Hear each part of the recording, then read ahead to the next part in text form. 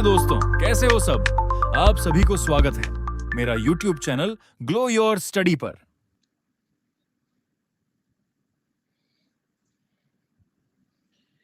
नमस्कार दोस्तों, नमस्कार नमस्कार, गुड इवनिंग, वेलकम वेलकम। सब लोग कैसे हैं आप? हाँ भैया, सब लोग ठीक ठाक हो, बढ़िया, मजे में।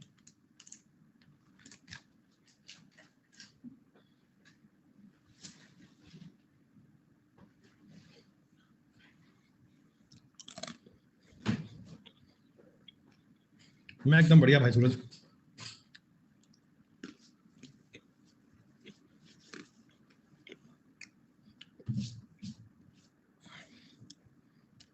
टॉपिक बच्चों आप पढ़ रहे थे परसेंटेज। एक बार मुझे कंफर्म कर दीजिए, परसेंटेज में कल आपने जो सवाल किए थे, मैंने आपको दो प्रकार की बेटा चीजें कल बताई थी। एक जिसका नाम होता है इनकम टैक्स बेस्ड क्वेश्चन, और एक हमने सवाल किए थे कमीशन बेस्ड। क्या ये दोनों शीट आप सबकी कंप्लीट, दोनों सवाल हो गए बेटा पूरे?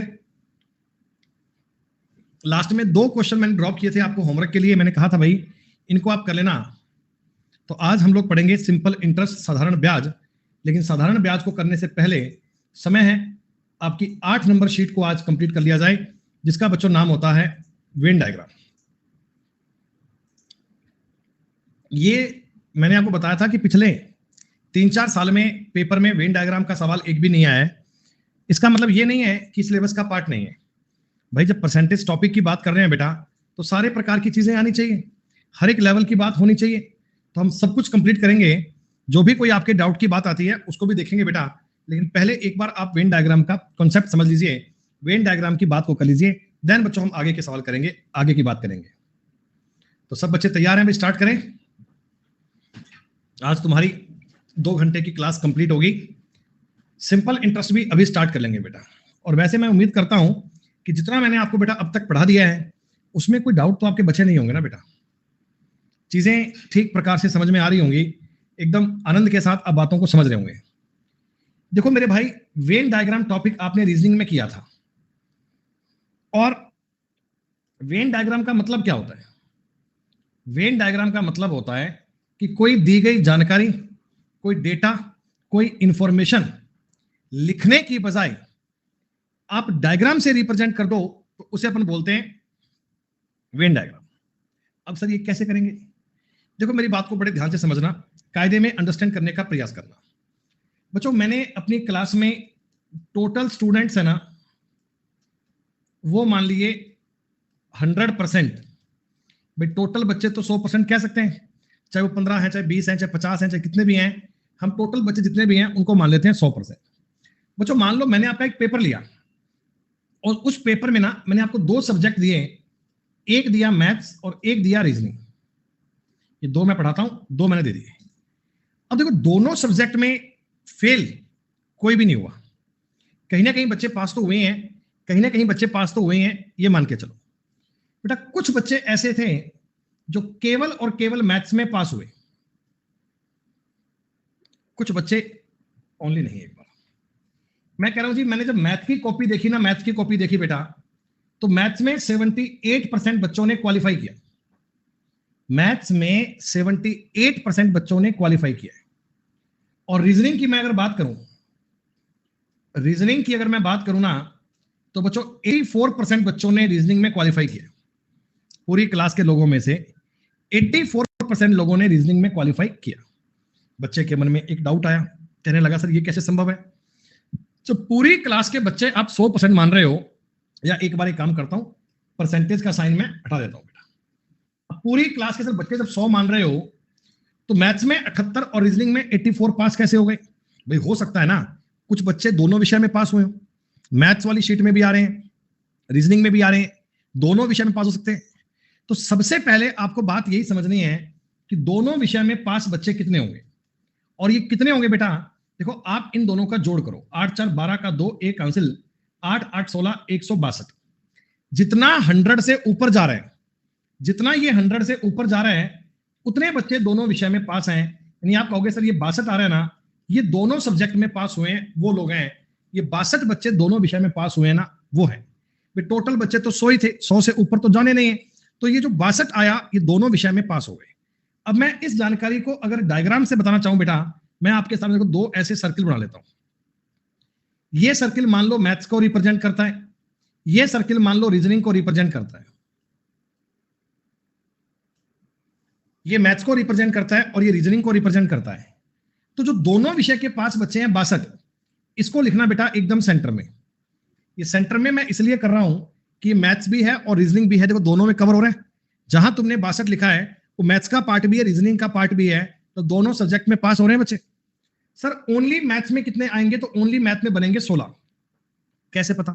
सर पूरे डायग्राम में मैथ्स वाले में 78 आना चाहिए था, 78 में से 62 आ गया, 16 यहां लिख दें। सर जी पूरे रीजनिंग में 84 आना है, तो यहां 62 और यहां 22 कर दें जी। आप एक बार इन तीनों का जोड़ करके देख लीजिए, तीनों का जोड़ बेटा 100 बनेगा, और ये 100 बच्चों की जानकारी हो गई कि सर ओनली मैथ्स, अगर मैं आपसे पूछूं कि ओनली मैथ्स में कितने बच्चे हैं, तो आप कहना जी ओनली मैथ्स में 16। अगर मैं पूछूं आपसे ओनली रीजनिंग बच्चे कितने हो गए? 22। और दोनों में कितने हो गए? 62। दोनों में कितने हो गए? 62। ये दोनों में पास हो गए। जैसे एक बार और समझो, अपने सिस्टम में टोटल लोग मैं मान रहा हूं 100, मैंने कहा भैया आप में से कितने लोग चाय पिएंगे? तो 70 लोगों ने कहा जी हम चाय पीते हैं। मैंने कहा जी कितने लोग चाय पीते हैं? तो 70 लोग ऐसे हैं जो बता रहे हैं हम चाय पीते हैं। फिर मैंने पूछा भैया कॉफी बताओ, कॉफी कितने पीते हैं? तो 80 लोगों ने बताया हम कॉफी पीते हैं। भाई आपने कहा सर ये क्या बात हो गई, टोटल लोग तो सर जी 100 ही थे, 150 लोगों ने चाय, 70 लोगों में चाय ने हाथ खड़ा किया, 80 लोगों ने कॉफी में कर दिया, तो इसका मतलब कुछ लोग दोनों में करे होंगे, कुछ लोग चाय भी पी रहे हैं कॉफी भी पी रहे हैं। ये लोग कितने? तो सर 80 और 70 का जोड़ बन गया 150। 150 में से 100 घटाओगे तो 50 लोग ऐसे हैं चाय और कॉफी दोनों पी रहे हैं। और ये बात समझ में? अब यही चीज अगर तुमको डायग्राम से बतानी हो तो क्या बता सकते हो बेटा? ये डायग्राम टी का, ये डायग्राम कॉफी का। 50 लोग हैं जो चाय और कॉफी दोनों पी लेते हैं, जो कह रहे हैं जी चाय भी आने तो कोई दिक्कत नहीं है, कॉफी आने तो कोई दिक्कत नहीं है। ओनली चाय में बनाओगे 20। कैसे? सर पूरे चाय वाले में 70 आने चाहिए थे, 50 लिख दिया तो 20 और कर दें, और ओनली कॉफी वाले में 30 हो गया। सर ये 100 लोगों की जानकारी ऐसे वेन डायग्राम पे रिप्रेजेंट हो गई। इस बात में किसी बच्चे को डाउट है तो मुझे बताओ, इस बात में किसी को समस्या है तो मुझे बताओ बेटा। क्लियर हो गया? अरे वाह। देखो इसमें तुम्हें क्या कंफ्यूज करेगा, इसमें तुम्हें क्या बात बताएगा, जरा एक बात ढंग से मेरी बात को समझना बेटा। इसमें एक बार आपको उत्तर नहीं देना है, प्लीज ओनली वर्ड पर ध्यान देना है। जहां कहीं ओनली आता है या नहीं आता, उससे पूरे स्टेटमेंट की बात बदल जाती है। तो अगर सवाल में कहीं ओनली लिखा आए तो उस पर विशेष ध्यान रखना होगा। मैं सवाल पढ़ता हूं, एक बार ध्यान सुनिएगा मेरी बात को। जूनियर क्लर्क की परीक्षा में 35% छात्र गणित में, 25% छात्र हिंदी में और 20% छात्र दोनों में फेल हो गए। बच्चों यहां देखो डायग्राम पे ना आपको फेल की बात कर रहा है। फेल और पास के सवालों में आपने लैंग्वेज को ध्यान से पढ़ना है बेटा। कुछ बच्चे मैथ्स में बात कर रहे हैं, कुछ बच्चे हिंदी के बात कर रहे हैं। सबसे पहले आप देखो बोथ, दोनों में फेल कितने हैं? सर जी दोनों में फेल बच्चे हैं 20% है, लिख दो बीच में। क्या ये दोनों में फेल है? ध्यान रखना मैं वेन डायग्राम कर रहा हूं फेल का, मैं वेन डायग्राम कर रहा हूं फेल का। अच्छा 35% छात्र गणित में। अब गणित वाले सर्किल में, मैथ्स वाले सर्किल में, पूरे सर्किल में 35 आना चाहिए। मैथ्स के पूरे सर्किल में 35 आना चाहिए। सर 20 आ चुका है, 15 यहां मान लें। हाँ। हिंदी में सर 25 आना चाहिए, 5 यहां मान लें। हाँ। आप मुझे एक छोटी सी कहानी बताओ बेटा। इस पूरे सिस्टम की बात करूंगा तो 25, 15, 35 और 5 40 बेटा। 40% बच्चे फेल हुए हैं क्या? 40% बच्चे फेल हुए हैं ना, चाहे वो एक सब्जेक्ट में फेल है चाहे दोनों में फेल है। 40% बच्चे अगर फेल हुए हैं तो बच्चे पास कितने हुए हैं? 60%। और यही 60% की वैल्यू आपको सवाल में दी गई है 360। तो परीक्षा के टोटल छात्र कितने होंगे? 100% की वैल्यू बताओ। ये अगर 60 की वैल्यू है तो 100 की वैल्यू बतानी है। 600 आपके सवाल का उत्तर बनना चाहिए। 600 इज द करेक्ट आंसर। इस तरह आप इस लैंग्वेज को पढ़ें और दी गई जानकारी को बनाने का प्रयास करें।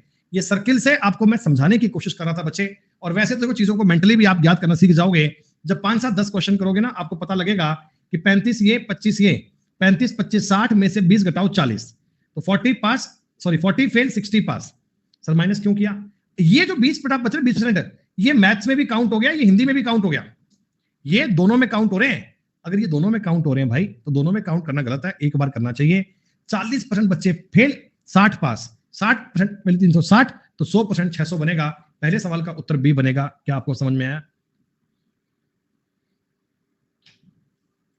चिंता की बात नहीं है, लैंग्वेज को ध्यान से सुनना है बेटा। देखो मैं आपको इस सवाल में पास और फेल की बात बता रहा हूं। आप वेन डायग्राम किस पे बनाओगे, तो ये देखो इस बात पे डिपेंड करेगा कि दोनों परीक्षाओं में क्या दिया है। 27% छात्र दोनों परीक्षाओं में असफल रहे। जो दोनों पे बताए ना, दोनों पे, जो दोनों पे आपको पास फेल पे बताए ना, आप उस पे वेन डायग्राम बनाया करो। बोथ सब्जेक्ट में क्या रहा उसको पकड़ो बेटा।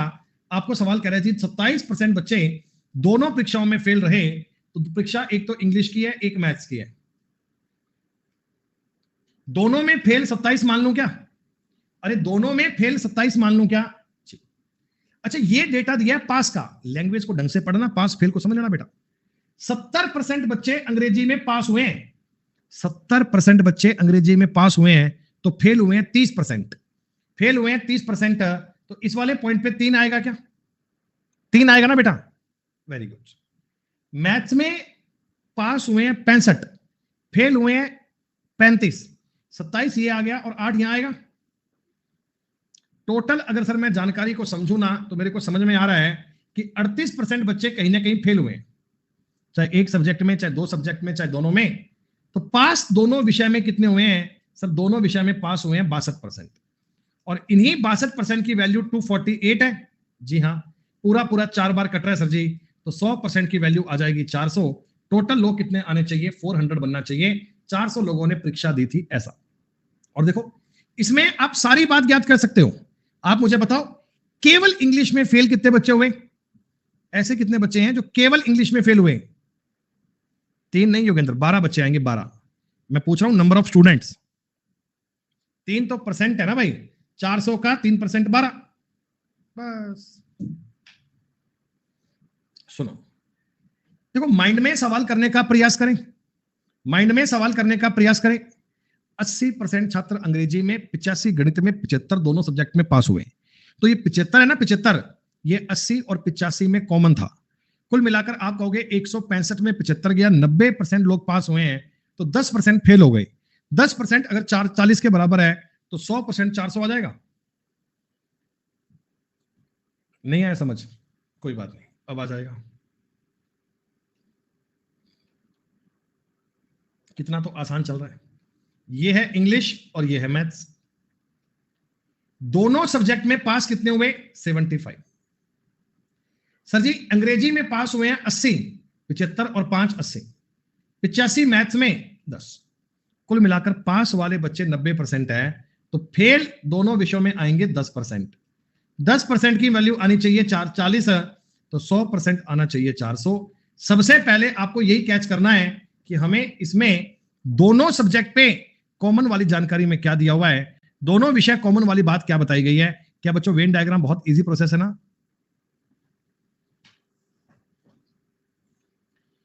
600 लड़के एक छात्रावास में, प्रत्येक लड़का या तो क्रिकेट या फुटबॉल या दोनों खेल खेलता है।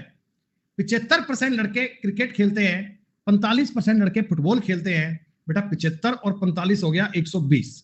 120 का मतलब जो ऊपर वाले 20% है, ये लोग दोनों खेल खेलते हैं क्या?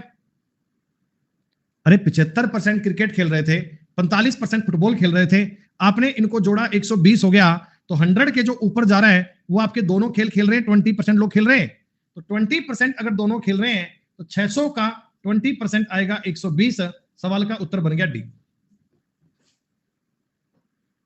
एक छोटा सा पार्ट था, इसे पूरा करना जरूरी था। 72% अधिकारी चाय पीते हैं, 44% अधिकारी कॉफी पीते हैं। तो आप मुझे एक बात बताओगे, सर जी दोनों का जोड़ बन रहा है 116, मतलब ऊपर वाले ये 16% लोग हैं ना, ये चाय और कॉफी दोनों पीते हैं।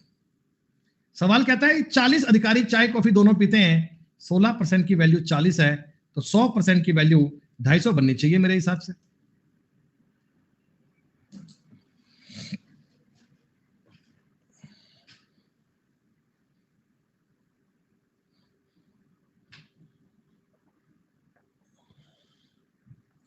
सुनो,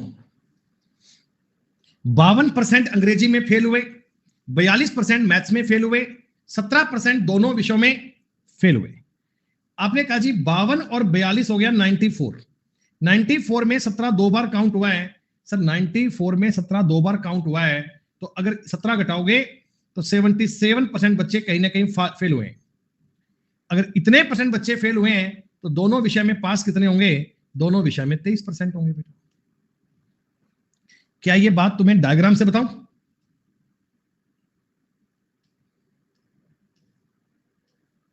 ऐसे ये इंग्लिश, ये मैथ्स, ये 17, ये 35 और ये 25, सारी जानकारी आपको मतलब ट्रांसपेरेंट क्लियर है। एक एक डेटा तुम्हें समझ में आ रहा है कि सर दोनों विषय में पास बच्चे तो 23% ही आएंगे, दैट्स ऑल। अब अगर मान लो हो सकता है सवाल में टोटल लोग दे देता कि टोटल लोग 500 हैं, तो दोनों विषय में पास कितने होंगे, तो हम नंबर ऑफ पर्सन भी ज्ञात कर सकते हैं बेटा। जब परसेंटेज पता लग गया, टोटल लोग कितने पता लग गया, फिर ज्ञात करने में कोई आपत्ति नहीं है। वो कोई नया सवाल नहीं बन गया, कहीं कोई बोले सर आपने वो तो करवाया ही नहीं, कुल लोग कितने बनेंगे, तो ज्ञात करना कोई बड़ी बात नहीं है। सौरभ इसमें सवाल है बेटा 475। कक्षा के 72% बच्चों ने जीव विज्ञान लिया, 44 ने गणित। प्रत्येक छात्र ने या तो विषय एक लिया, दोनों लिए, तो कक्षा में कुल बच्चे कितने हैं? सेम सवाल है बेटा, लैंग्वेज चेंज की गई है। 72, 44, 116, 16% की वैल्यू अगर 40 है तो 100% की वैल्यू 250 आ जाएगी। ये तो अभी अभी काउंट करके बताया था।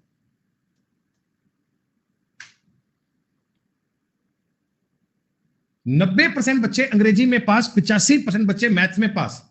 90 और 85, 175, तो 75% बच्चे दोनों में आ रहे हैं क्या? हाँ। और 75% की वैल्यू ही सवाल में 150 के बराबर दी गई है, तो 100% की वैल्यू कितनी आ जाएगी? 200। टोटल बच्चे कितने होने चाहिए? 200। 200 आपके सवाल का उत्तर बन जाएगा। एक परीक्षा में सभी छात्रों ने या तो भौतिकी या गणित दोनों विषय लिए। भौतिकी विज्ञान 70%, मैथ्स वाले 60 है, 130, तो बोथ सब्जेक्ट लेने वाले बच्चे होंगे 30%। 70, 60, 130, 130 का मतलब ये 30, और 2500 का 30% ज्ञात करोगे, 750 उत्तर बन जाएगा। 750 इज द करेक्ट आंसर।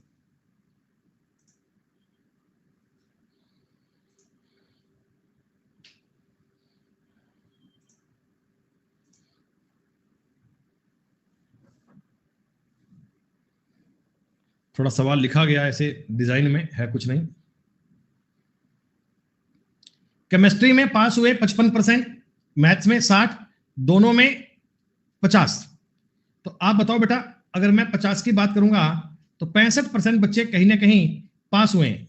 दोनों विषय में फेल बच्चे 35%, ये 70 के बराबर है, तो 100% की वैल्यू 200 आनी चाहिए मेरे हिसाब से। बच्चों की कुल संख्या 200 आनी चाहिए। अरे बिना डायग्राम बनाए भी बात समझ में आ रही है क्या?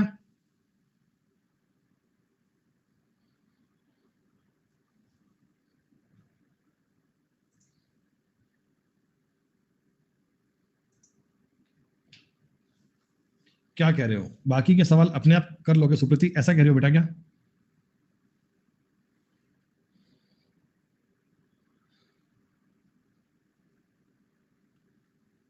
मैथ्स में 73%, जीके में 70% और 64 दोनों में 79% बच्चे पास होंगे, तो 21% बच्चे फेल होंगे, और ये बराबर है 63 के।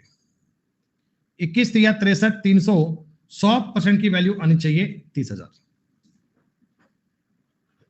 राज कह रहा है बेसिक से बता दो, बेसिक से बता दो। ये मैंने कैसे बताया है? रॉकेट साइंस से बताया है क्या? इसमें मैंने रॉकेट साइंस से बताया है? ऐसे ऐसे चाह रहे राज क्या? ऐसे यूं चाह रहा भाई कि इसमें मैं लिखूं ऐसे समय लगाकर क्वांटिटेटिव। बेटा ये राज ऐसे कर दूं या स्पेलिंग पूरी लिखूं? ये क्वांटिटेटिव एप्टीट्यूड है, पूरा लिखूं इसको? और यहाँ पे ऐसे जनरल नॉलेज पूरा लिखना पड़ेगा? क्या पता भाई, नहीं क्या पता भाई, कई बार होता है ऐसा कि सर आपने शॉर्ट में कर दिया, पूरा नहीं आया, समझ में नहीं आया, इसलिए। इसमें 73% है तो यहां 9 करना पड़ेगा, 70 है तो यहां 6 करना पड़ेगा। कुल मिलाकर 79% लोग कहीं ना कहीं फेल हुए, पास हुए हैं, दोनों विषय फेल होंगे। 21%, खत्म बात।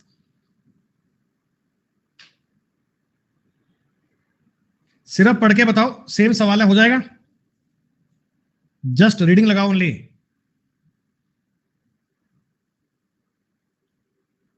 अभिषेक आया, डिडंट अंडरस्टैंड, कह रहा नहीं समझ में आ रहा। नहीं समझ में आ रहा भाई तो कोई इलाज भी नहीं है।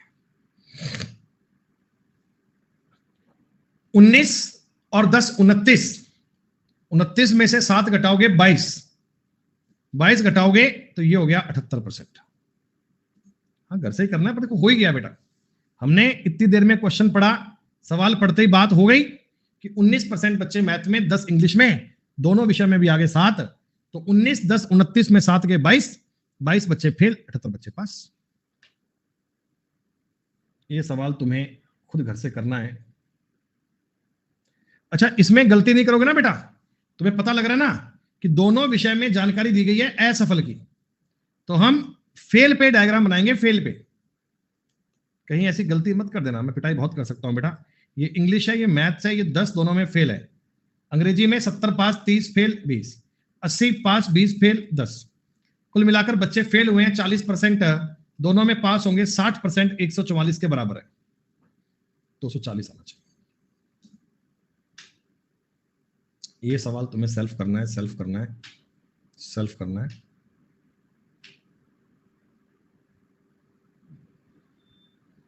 ये बताओ, एक मिनट रुको, एक मिनट रुको, एक मिनट रुको, एक मिनट रुको। पहले ये बताओ,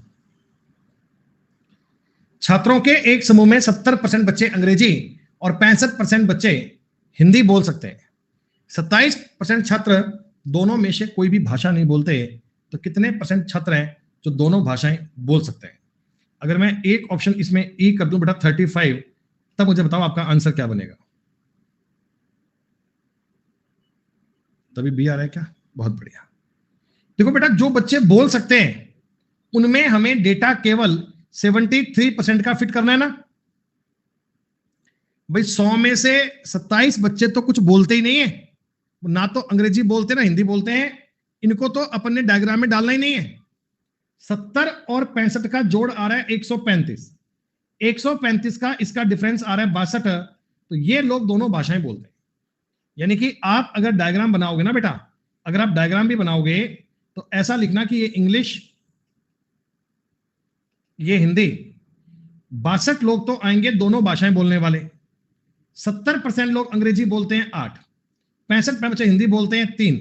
ये इस डेटा का बात हो गया कि 73% लोग तो यहां बोलने वाले हैं और 27% तो कुछ बोलते ही नहीं है। जो नहीं बोलते उनको वेन डायग्राम का पार्ट मानना भी नहीं है। 62 उत्तर बनेगा। कैसे बना समझ में आ गया सबको?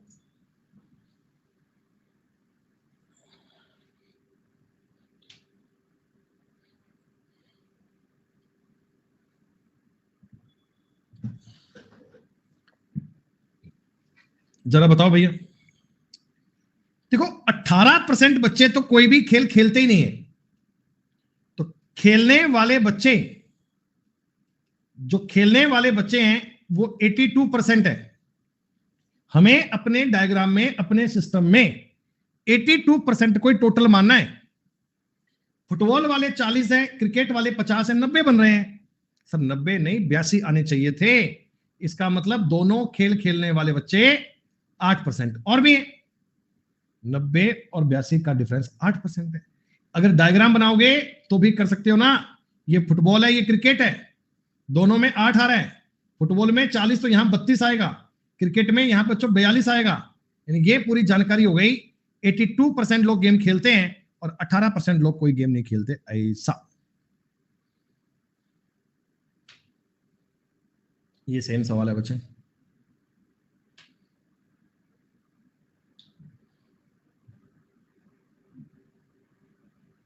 अरे उन्हें कहे लोगे श्याम भैया जो बच्चे खेलते ही नहीं है यार।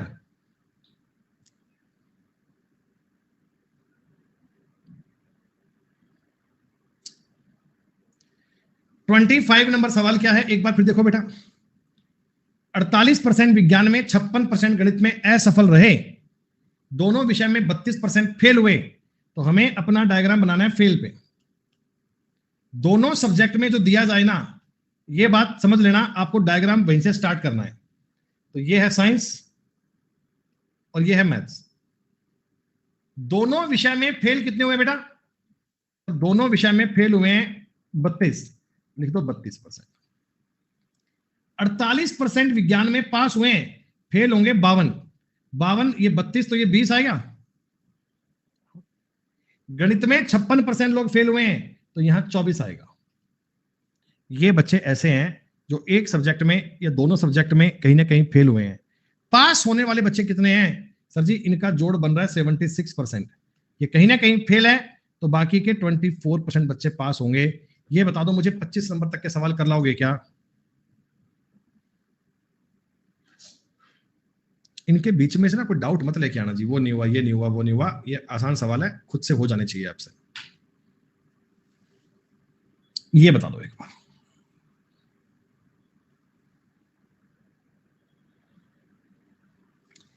देखो इस सवाल में मैं आपसे क्या कह रहा हूं, लैंग्वेज को बहुत ध्यान से सुनना बेटा।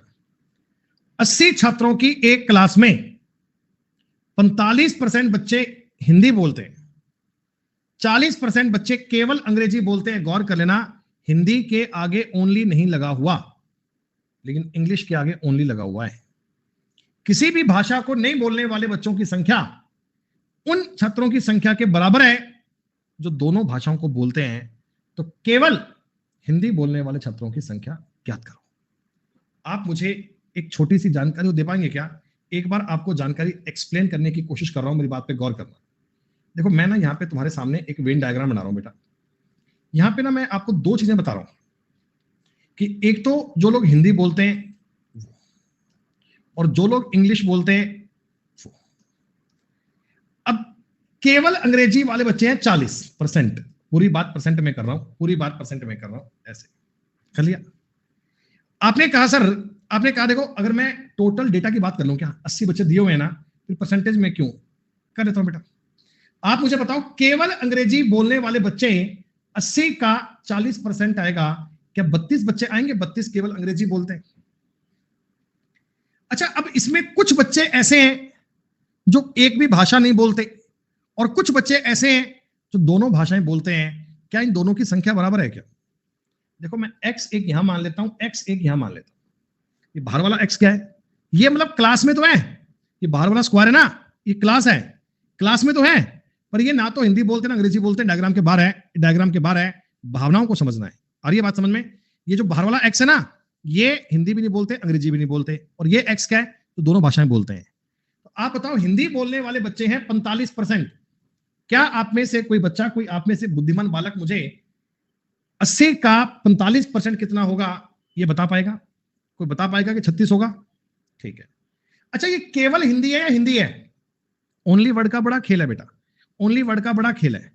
आपने कहा जी सर यहां पे 36 माइनस एक्स लिखो आप, क्योंकि हिंदी वाले पूरे सर्किल में, हिंदी वाले पूरे सर्किल में 36 आना चाहिए था, एक्स तो उसमें आ चुका है, तो बाकी का क्या है? बाकी का 36 माइनस एक्स है। क्या तुमको ये बात समझ में आई? आपने कहा जी। अच्छा, इन सारे लोगों को जोड़ तोड़ के 80 बनना चाहिए क्या? जितने भी लोग हुए हैं ये सबका जोड़ तोड़ 80 होना चाहिए क्या? सर जी देखो, इनको जोड़ूंगा ना तो x से x तो कट जाएगा, 36 और 32 हो गया 64, सॉरी 68। 68 प्लस x की वैल्यू 80 आनी चाहिए। इस कायदे में बच्चों x का मान आना चाहिए 80 माइनस 68, 12 आपके सवाल का उत्तर बनेगा। एक ऑप्शन चेंज कर लेना, नहीं ये सही, x का मान आ गया 12। हमसे पूछा है केवल हिंदी बोलने वाले बच्चे कितने हैं बेटा? ओनली हिंदी वाले बच्चे कितने हैं? तो ओनली हिंदी वाले बच्चे आएंगे 36 माइनस 12, 24 उत्तर बन जाएगा 24। केवल हिंदी वाले बच्चे पूछे हैं तो 24 आपके सवाल का आंसर बन जाएगा। ऐसे इसे कंसीडर करना है। थोड़ा अगर बढ़िया सवाल वेन डायग्राम का बनता है बच्चों, तो वो इस प्रकार का ये सवाल बनता है जिसका लेवल थोड़ा पहले से ठीक है। आई बात समझ में तुम्हें? नहीं दिशा, ये आपने गलत किया sir. Both and none same कैसे? सौम्यदीप, उसके लिए हमें सवाल पढ़ना पड़ता है भाई। आपका माध्यम क्या है, हिंदी या इंग्लिश? आपका माध्यम क्या है, हिंदी या इंग्लिश? अगर आप हिंदी माध्यम पढ़ते हैं तो यहां लिखा हुआ है कि किसी भी भाषा को नहीं बोलने वाले छात्रों की संख्या उन छात्रों की संख्या के बराबर है जो दोनों भाषाओं को बोलते हैं। और यहां लिखा हुआ है if the number of student who did not speak any language is equal to number of student who speak both language. तो मुझे लगता नहीं है इसमें कुछ और इनको एक्सप्लेन करने की आवश्यकता थी। क्या 26 नंबर सवाल तुम्हें समझ में आया क्या?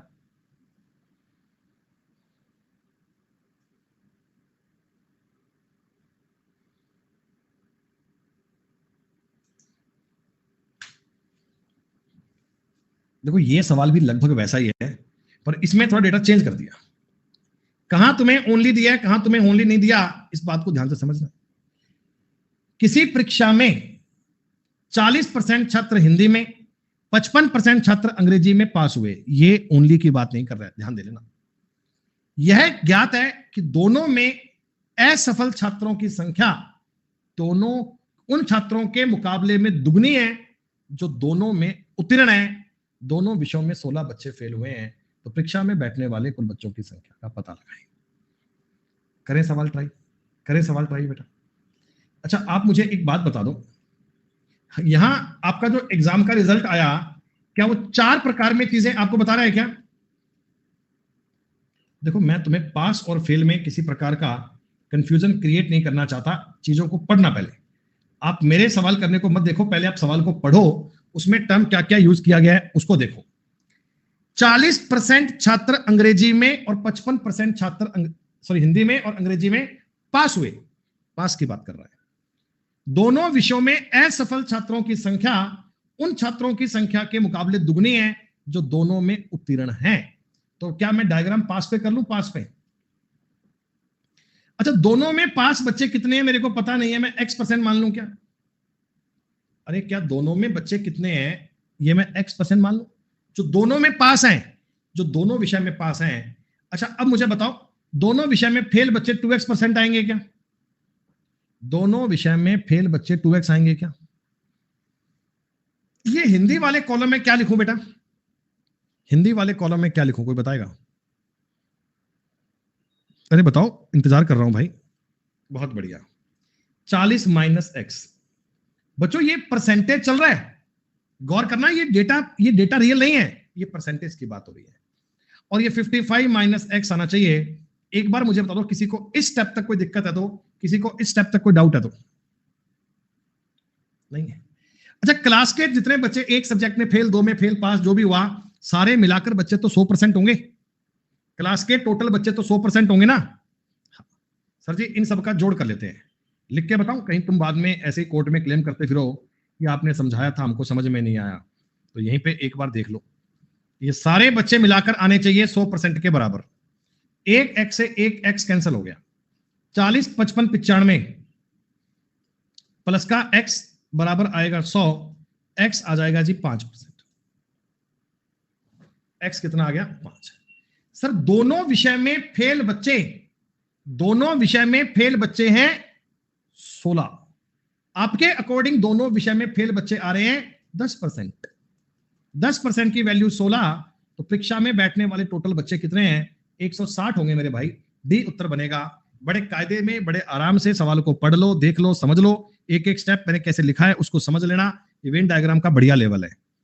25 नंबर सवाल तक इजी इजी क्वेश्चंस थे, मैंने आपको बता दिए। अब थोड़ा ऊपर के लेवल की बात है तो ये भी कर लो। गजब तो इसके बाद आएंगे हितेश, ये तो सिंपल चल रहा है भाई, गजब तो इसके बाद आएंगे मेरे भाई।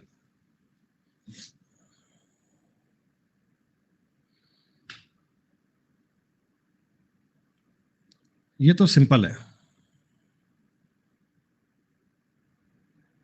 छाती छील दोगे क्या हमारी सर?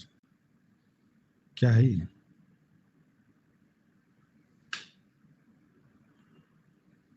सुनो, एक गांव में 22% परिवार के पास कृषि योग्य भूमि है, 18% के पास मोबाइल है, 1600 परिवारों के पास कृषि भूमि योग्य है, कृषि योग्य भूमि मोबाइल दोनों है, 68% परिवारों के पास ना तो कृषि योग्य भूमि है और ना ही मोबाइल है। तो आप मुझे एक बात बताओ बेटा, ये 68% लोगों के पास तो ना तो भूमि है ना मोबाइल है, तो जिनके पास है वो लोग तो 32% ही आएंगे ना। जिनके पास या तो भूमि है या मोबाइल है या दोनों है, ये लोग तो 32% आएंगे। ये लोग हैं बच्चों जिनके पास लैंड है, और ये है जिनके पास मोबाइल है। इन दोनों सर्किल में टोटल जानकारियां जोड़ तोड़ करके 32% लोग फिट करने हैं अपने को। सर जी 22 का और 18 का जोड़ तो आ रहा है 40। 40 का मतलब क्या? 8% फालतू आ गया। ये फालतू आ गया तो क्या ये दोनों में आएगा?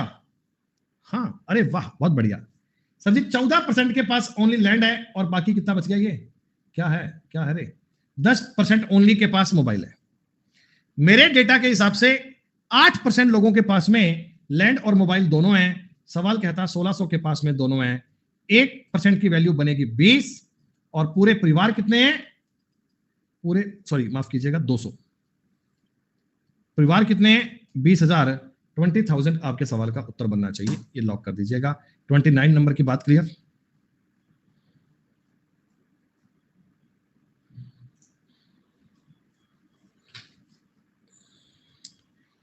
देखो बेटा, इसको तुम ढंग से देखो ना। इसमें अब की बार 3 खेल आ गए।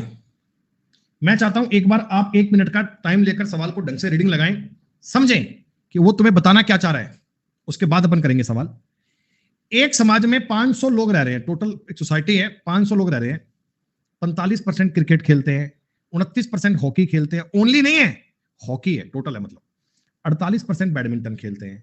18% तो कोई खेल नहीं खेलते। 5% तीनों खेल खेलते हैं। 6% लोग क्रिकेट और हॉकी दोनों खेलते हैं। 27% लोग क्रिकेट और बैडमिंटन दोनों खेलते हैं। तो केवल बैडमिंटन वाले कितने हैं ये बता दें। सुनो, मैं इस सवाल के तो 3 डायग्राम बनाऊं। अरे बोलो बोलो, अरे बोलो ना।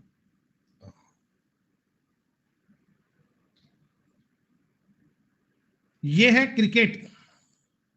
मैं डायग्राम बना रहा हूं खेलने वाले लोगों पे ना। जो बच्चे खेलते हैं ना उनकी बात कर रहा हूं। जो बच्चे खेलते हैं ना मैं उनकी बात कर रहा हूं। जो बच्चे कोई ना कोई गेम खेलते हैं उनकी बात कर रहा हूं। मुझे एक बात बताओ कि खेलने वाले बच्चे, प्लेइंग करने वाले प्यारे प्यारे बच्चे मिलाकर सारे 82% आएगा क्या? सारे सर्किलों में तुमको मिलाकर 82% लिखना है क्या? सर 18% लोग तो कोई खेल खेलते ही नहीं।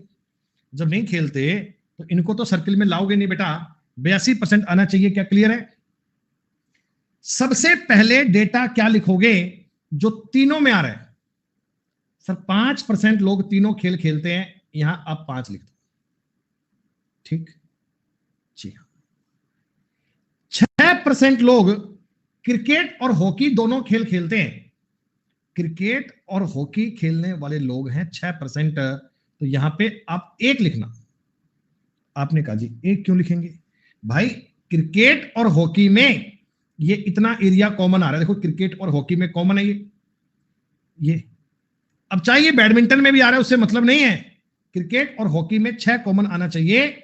या तो ये ओनली बोलता कि 6% लोग केवल क्रिकेट और हॉकी खेलते हैं तो मैं ऊपर 6 डाल देता।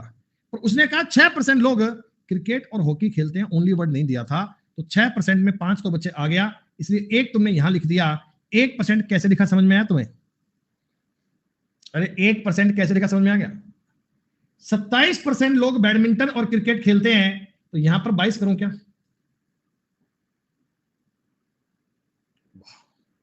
वाह सर जी वाह।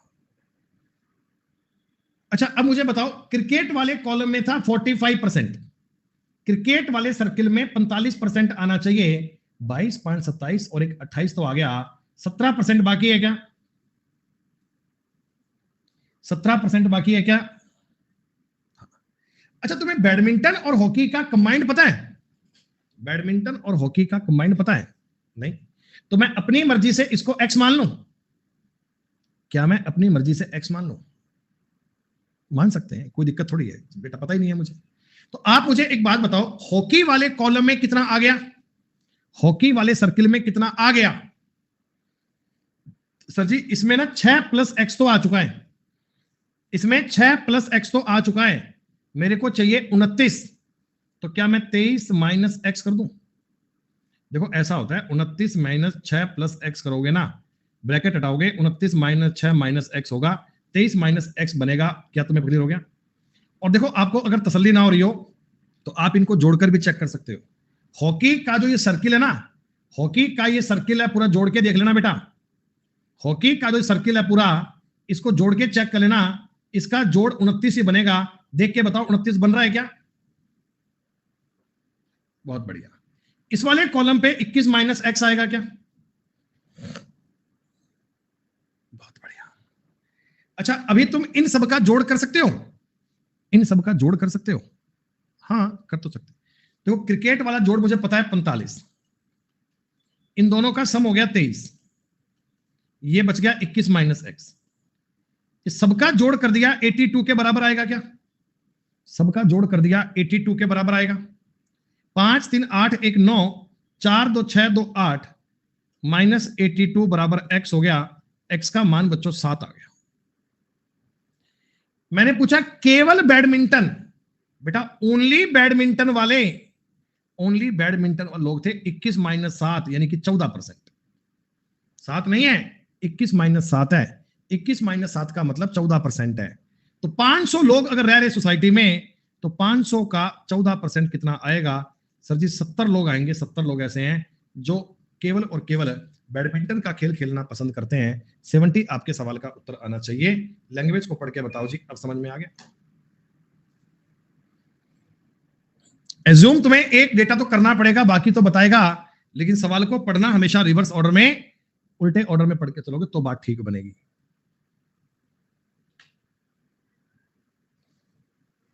इसके ऊपर की कोई बात नहीं बनती पेपर में, ये टॉप लेवल की बात हो रही है। जल्दबाजी नहीं करनी है, मैं समझाऊंगा पूरा सवाल, समझ लेना। एक परीक्षा में गणित में 53, भौतिकी में 61, रसायन में 60, गणित और भौतिकी में 24, भौतिकी और रसायन में 35, गणित और रसायन में 27, 5% किसी भी विषय में पास नहीं होते। ठीक है, गणित रसायन ये इन सब में अनुपात क्या है? ठीक है, बहुत सिंपल है बेटा। देखो हमें डेटा बनाना है 3 सब्जेक्ट पे, और मैं पास करने वाली बात पे बना रहा हूं। आप मुझे ये बताओगे क्या कि मुझे 95% को इसमें फिट करना है क्या? सर जी ये 5% तो कोई भी सब्जेक्ट में पास ही नहीं हो रहे, तो ये तो अपने को लिखना ही नहीं है, इसको तो मारो गोली, ये तो अपनी दौड़ के बाहर की बात। अच्छा, तीनों विषय में पास कितने में बोला गया? क्या तुम्हें तीनों विषय में पास कितने में बोला क्या? नहीं। तो मैं अपनी मर्जी से x मान लूं? जब तुम्हें तीनों सब्जेक्ट के बारे में पता ही नहीं है तो क्या मैं x मान लूं? अब तुम कर लो सवाल। अच्छा, गणित और केमिस्ट्री में 27, मैथ्स और केमिस्ट्री में 27 है, इधर मैं 27 माइनस x कर लेता हूं। देखो अभी मैथ्स और फिजिक्स में 27 बन गया बेटा। फिजिक्स और केमिस्ट्री में 35, इधर मुझे करना पड़ेगा 35 माइनस x। गणित और फिजिक्स में 24, इधर करना पड़ेगा 24 माइनस x। कोई समस्या आपत्ति आए तो मुझे बता दीजिएगा। सर जी मैथ्स वाले कॉलम में हमें 53% फिट करना है। देखो मैथ्स में 53% फिट करना है, पर अभी मैं उसमें कितना कर चुका हूं? अभी मैं उसमें 24 minus x plus 27 minus x इतना तो फिट कर चुका हूं। तो कितना रह गया? 53 माइनस 24 और 27 होते हैं 51, एक एक्स कट गया माइनस का एक्स, तो 2 प्लस एक्स बनेगा क्या? केवल मैथ्स वाले में 2 प्लस एक्स करोगे बच्चों, मुझे बताओ इन सबको जोड़ के 53 बनेगा।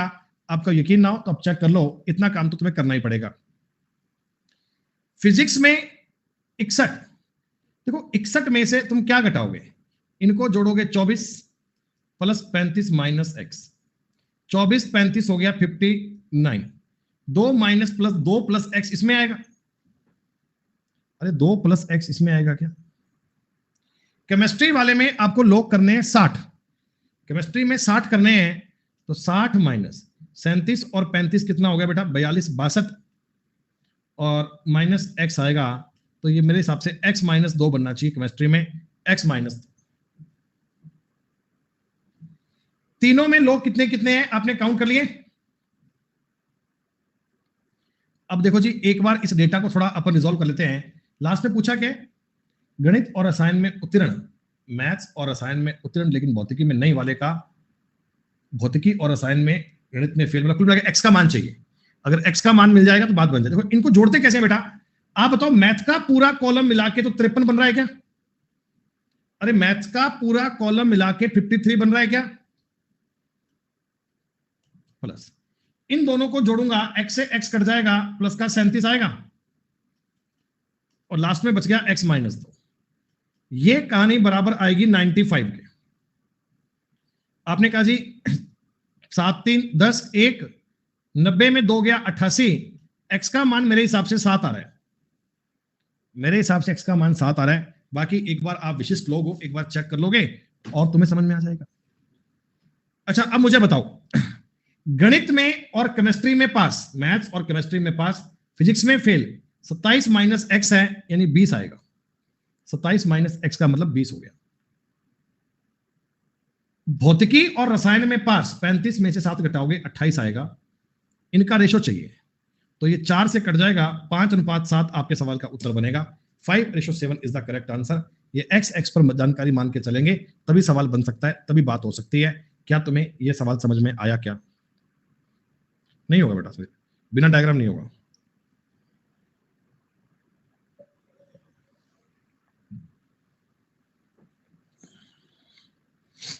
कल मैंने आपको बताया था ना कि हम 1 घंटा इस टॉपिक को पढ़ेंगे। मैं जानता था कि इसको पढ़ने में 1 घंटे का टाइम लगेगा।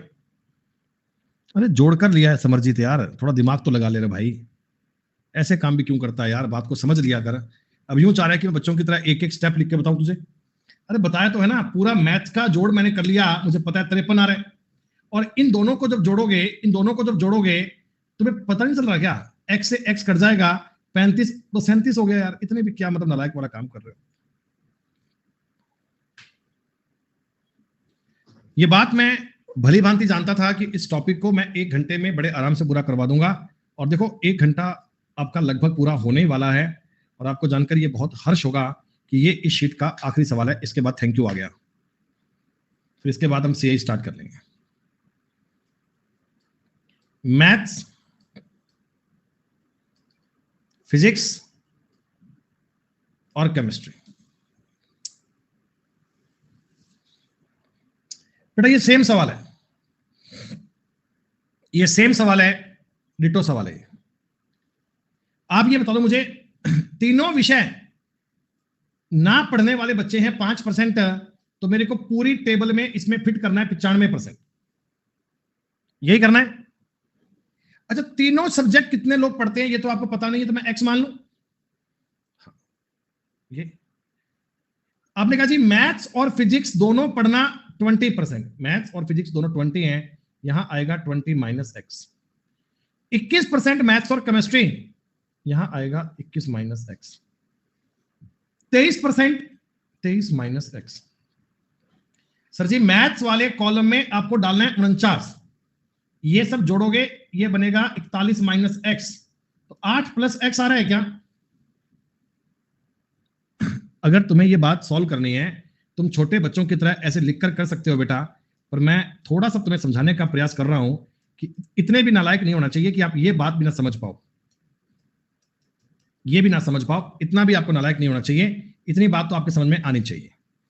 आप मुझे बताओ, मैं आपके डेटा पे डिपेंड हूं बेटा, मेरे को सवाल करना नहीं आता, मैं तो आपसे पूछ रहा हूं, आप मुझे बता दो ना।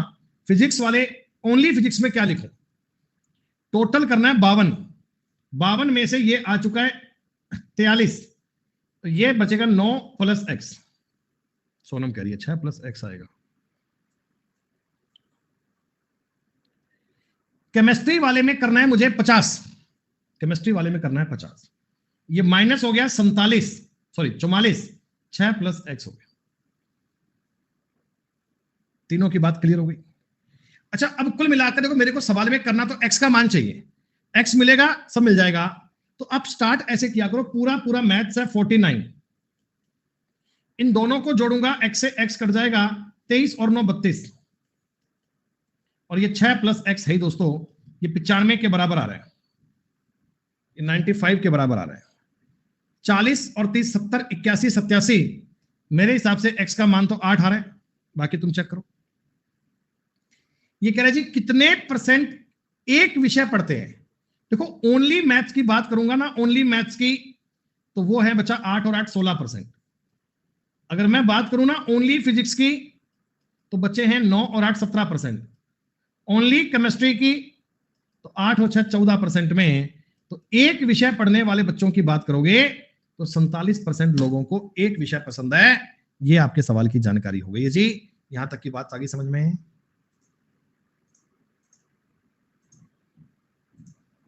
और अब मैं आपको कह सकता हूं बच्चे, आपके परसेंटेज की सारी कैटेगरी, सारी बातें पूरी हो गई हैं। परसेंटेज में अब आपका किसी प्रकार का बाकी नहीं है। जितना पॉइंट, जितनी बातें, सब बातें हैं, सब आपको मैंने बता दी डिटेल में। और अब इसके बाद दोस्तों समय है हमारा नया टॉपिक शुरू करने का, जिसका नाम है साधारण ब्याज। सिंपल ब्याज और कंपाउंड इंटरेस्ट दोनों एक साथ चल रहे हैं। हम एक लंबे समय में बच्चों आपको परसेंटेज टॉपिक की पूरी कहानी बताई है, और जितनी मैंने आपको बताई है उतनी आपको समझ में आ गई होगी। सिर्फ पढ़ने पर काम चलता नहीं है, जब तक इन पर आप सेल्फ प्रैक्टिस नहीं करोगे तब तक आपका रिजल्ट बेहतरीन नहीं आएगा। बच्चों 5 मिनट के बाद स्टार्ट करें नया टॉपिक। ठीक है।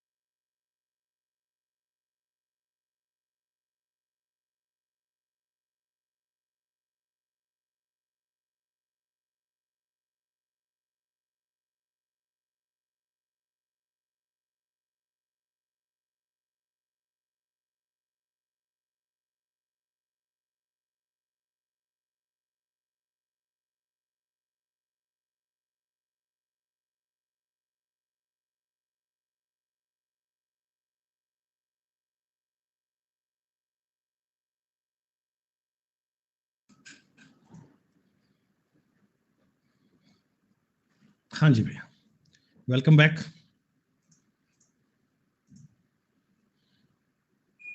यार डाउट क्या भेज रखे हैं अभी आपने?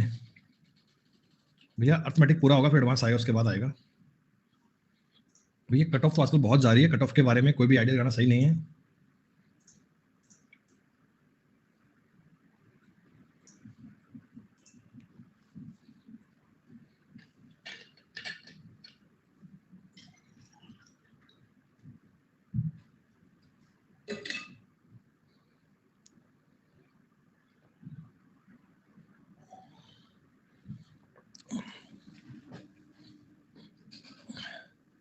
ए और बी ने चुनाव लड़ा, अमान्य मतों से वैध मतों का रेशो 4:1 है और ए को प्राप्त वैध मतों का बी को का अनुपात बी के प्राप्त वैध मतों से 140% अधिक है।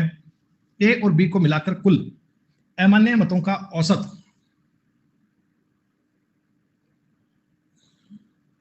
ए द्वारा प्राप्त वैध मतों का औसत 200 है। मेरे भाई आपकी लैंग्वेज हिंदी की सही नहीं है, इंग्लिश में सवाल दिखाओ बेटा। ये हिंदी में बेटा पॉइंट सही नहीं दिया हुआ, हिंदी में बात एक्चुअल लिखी नहीं गई है।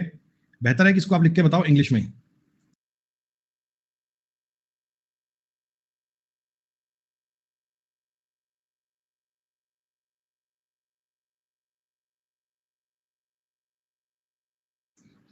टॉपिक नया स्टार्ट करना है यार।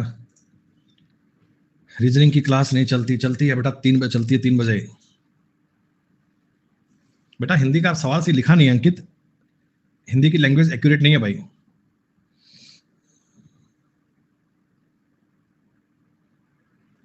ये सवाल तो आपको मैंने क्लास में बताया तो है। मेल और फीमेल जनसंख्या पुरुषों की बढ़ी है 5%, महिलाओं की बढ़ी है 10, तो 5 + 5 कह सकते हो। सर जी आप कह सकते हो 10,000 से 5% बढ़ना चाहिए, 500 बढ़ना चाहिए, बड़ा है 800, 300 फालतू आया, ये 5% की वैल्यू 300 आई है। महिलाएं आएंगी 6,000, पुरुष आएंगे 4,000। 6,000 और 4,000 आएगा, याद कर लेना क्या पूछा गया। बताओ यार, क्लास में सारे सवाल करवाने के बाद भी 50 डाउट भेज दिए यार, ये बात थोड़ी होती है? गेहूं की कीमत में 15% की कमी आ गई, गेहूं की कीमत में 15 की कमी आ गई, कीमत हो गई 20 से 17, क्वांटिटी आएगी 17 से 20, 17 से 20 आएगी, तो 6 किलोग्राम गेहूं ज्यादा मिलता है। इसका पहले था 34, अब मिल रहा है 40। घटी हुई कीमत कितनी है? 2720 रुपए में आपको 40 किलो गेहूं मिल रहा है। 4 × 24, 4 × 8 32, 68 रुपए कीमत है। अरे सौरभ रुक जा एक बार यार,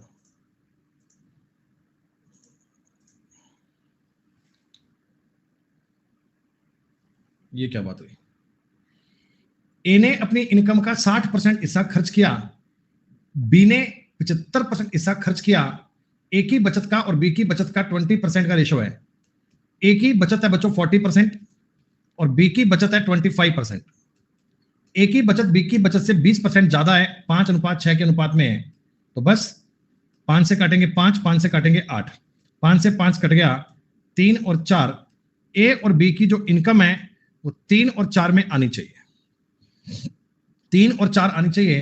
तो मैंने कहा ए की इनकम बी की इनकम से कितना कम है? 1/4, 1/4 का मतलब 25% है। इनमें भी दिक्कत है आपको यार, प्रैक्टिस क्वेश्चन हिंदी में नहीं है। क्यों नहीं है भाई? मैंने जो शीट दी है बाइलिंगुअल शीट दी है, दोनों माध्यम में है।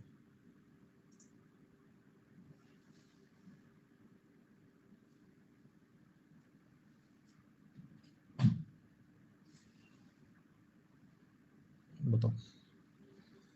अरे सीपीएसपी का सवाल है। 26% का मतलब होता है अगर आप 100 रुपए का आर्टिकल लाए, उस पर 26 रुपए कमाया, तो सेलिंग प्राइस हो गया 126। दोनों के बीच में 26 का डिफरेंस है। सवाल कहता है 143 का अंतर है, ये 26 की वैल्यू है। तो विक्रय मूल्य बताओ, 126 की वैल्यू बतानी है। 13 से कटेगा 2 बार, 13 से कटेगा 11 बार, 2 से कटेगा, सॉरी ठीक है 63, गुणा करोगे 693 बन जाएगा। अब तुमको ऐसे सवाल भी नहीं आते, अब तुमको ये सवाल भी नहीं आते। z बराबर x² + y² + xy है। x और y में 20 और 30% की वृद्धि की जाए तो z में होने वाली वृद्धि का पता लगाइए। देखो आप समझो, कुछ भी मान से अपनी कहानी को बना सकते हो बेटा, कुछ भी मान से अपनी कहानी को बना सकते हो। आपका जो मन करे उससे कर लो, कोई फर्क नहीं पड़ता। आपका जो मन करे उससे मान लो, कोई फर्क नहीं पड़ता।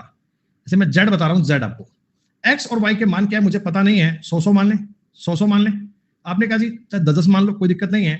x आ रहा है 10 का स्क्वायर 100, 10 का स्क्वायर 100 और 10 का स्क्वायर ये गुणा हो गया 300 आ रहा है क्या? मैं x को भी 10 मान रहा हूं, y को भी 10 मान रहा हूं, तो z का मान ये आ रहा है। अब x को बढ़ाया आपने 20%, बेटा x का मान हो गया 12, y को बढ़ाया आपने 30%, y का मान हो गया 13। तो आपने कहा सर जी इस बात को चेक कीजिएगा, x स्क्वायर हो गया 144, 169, 156, 9 4 13 6 19 का मतलब एक आंसर, 5 6 11 5 16 का मतलब एक आंसर, 2 3 469। पहले 300 था, अब 469 आ रहा है, तो सर जी 169 की वृद्धि हुई है, 300 से हुई है, गुणा में 100 और परसेंट, 169/3 आंसर बनेगा, 169/3 बनेगा। तो ये तो एक वैल्यू पे आपने चेक कर लिया, ये तो एक वैल्यू पे आपने चेक कर लिया। तो अगर 56 दिया 168, 56 सही 1/3 आंसर आना चाहिए। अगर ऑप्शन एसएससी में 4 आते हैं, 56 सही 1/3 दिया गया है, इसको आंसर मान सकते हो। अगर दिया ऑप्शन में 1/3 दिया तो। और एक बार इसको चेक भी करना, अगर मैं y का मान कुछ और लेता हूं, अगर y का मान कुछ और लेता हूं तो भी वेरीफाई कर लेना, इसी के अकॉर्डिंग मान बढ़ना चाहिए बेटा। और क्या है भाई? अरे कल से स्टार्ट क्यों होगा?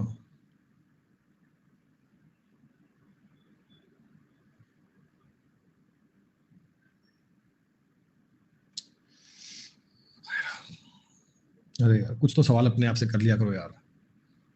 भाई इस सवाल को सबसे बेस्ट कीजिएगा तुम ऑप्शन से करना, डेटा मान के जाओगे तो सवाल लेंदी पड़ेगा। इजी तरीका है ऑप्शन से करना, चीजों को रिवर्स करने का प्रयास करना।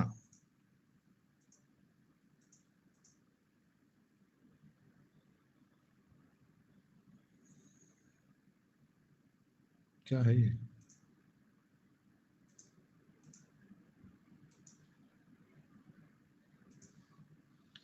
क्या मैंने ऐसे आपको सवाल करवाए हैं क्या? क्या क्लास में कुछ इस प्रकार के सवाल तुम्हें बताए हैं? लेकिन जब बताए थे तो राकेश जी क्लास में नहीं होंगे। और शोभित भैया ये बात चल रही है अभी परसेंटेज की, इस पर काम करो ना यार। अब मेंसुरेशन, सिलेंडर, एरिया, रोम्बस, बात मेंसुरेशन में आएंगे भाई, अभी मत करो यार इसको। जो कहानी मौके पे चलती है उसको पढ़ा करो, ऐसे ही 10 क्लास आगे की बात करते हो, ये कोई मुद्दे की बात थोड़ी है। सुनो, अबे यार क्या नाटकबाजी है, तूने क्लास पढ़ी नहीं राकेश क्या? जब क्लास में पढ़ा रहा था तब क्या नींद आ रही थी क्या? हैं? जब क्लास में ये सवाल करवाए थे तब कहां था भाई, तब कहां था? सवाल नहीं होते जी हमसे तो। ए की इनकम बी की इनकम से 60% कम है, ये अगर 5 है तो ये 2 है, इनको आप एक्स लिख सकते हो। एक्सपेंडिचर, ए का खर्चा बी के खर्चे के 60% के बराबर है, तो ये 5y और ये 3y कह सकते हो। मैं कहता हूं ए की इनकम बी के खर्चे के 70% के बराबर है, 7 और 10 है, ये 5 से 2 बार कटेगा, x और y का रेशो बनेगा 7:4। x का मान 7 रखोगे, 7 दूनी 14, 7 5 35, y का मान 4 को 4 तिया 12, 4 5 20, तो सेविंग का रेशो आएगा 2:15। और मुझे याद है एग्जैक्टली सेम क्वेश्चन क्लास में हो रखा है, एग्जैक्टली सेम क्वेश्चन क्लास में हो रखा है, लेकिन तब तुम क्लास पढ़ते नहीं है सर। क्यों? बोला क्लास पढ़ने का मन नहीं करता हमारा। बातें हमसे दुनिया भर की करवा लो, पर सवाल हम करेंगे नहीं सर। अब थोड़ा रुक जाना। वीडियो अच्छी लगे तो लाइक, शेयर और सब्सक्राइब करना मत भूलना। याद तो रहेगा ना? चलो चलते हैं, बाय।